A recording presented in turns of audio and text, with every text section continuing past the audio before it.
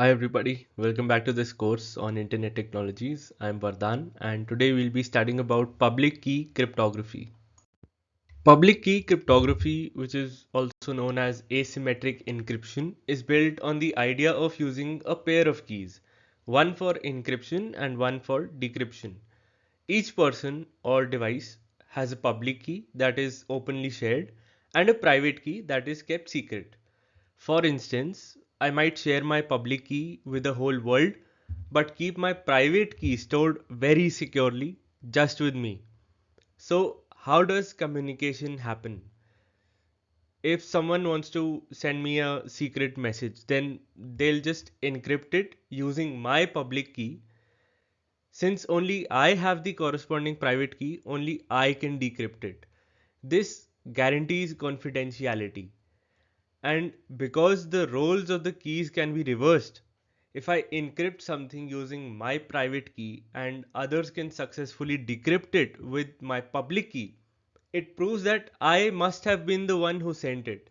And that's authentication, which we'll discuss more soon. We often represent users as A and B with keys KUA and KRA for user A's public and private key, and KUB and KRB for user B. Public key cryptography is incredibly versatile, and its three primary uses are encryption, authentication, and key exchange. Encryption means ensuring confidentiality of messages over open networks. Authentication means to prove one's own identity. Key exchange aims at securely sharing a symmetric session key for further encrypted communication. Let's go through each of these in detail because while they all rely on the same idea of public private key pairs, the way the keys are used in each case is different. You'll see how public key systems solve real world security problems like impersonating, eavesdropping, and establishing trust without needing to meet physically or exchange secret keys. Let's walk through encryption using public key cryptography. Suppose someone wants to send me a message securely. They take my public key, which I've already published somewhere, and use it to encrypt the message. This results in ciphertext that only my private key can decrypt. Even if someone intercepts this encrypted message, they can't read it because they don't have my private key. That's the beauty of it. The public key can only encrypt and the private key can only decrypt. This mechanism allows anyone in the world to communicate with me confidentially without ever having to exchange keys in person. They just need my public key. This concept is widely used in secure messaging apps and websites using HTTPS and even secure emails. Now let's flip the situation and talk about authentication.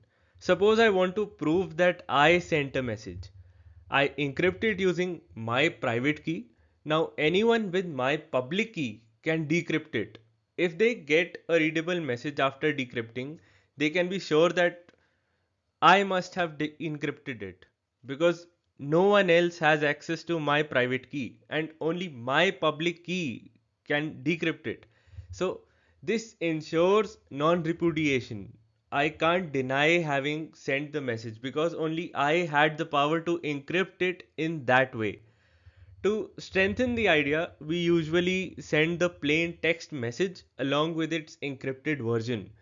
The receiver then decrypts the encrypted copy and compares it to the plain text. If they match, it confirms the sender's identity. This process is also the basis for digital signatures.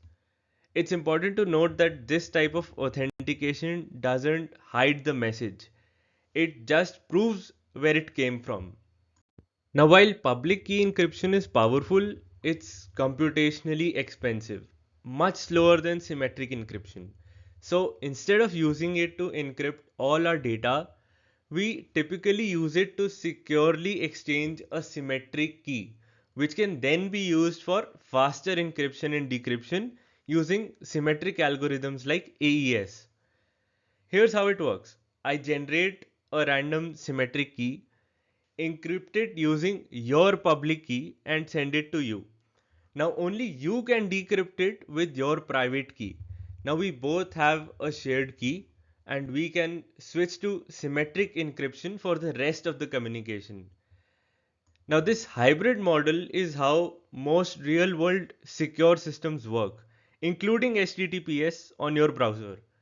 What makes public key systems secure is the mathematical hardness of reversing the process.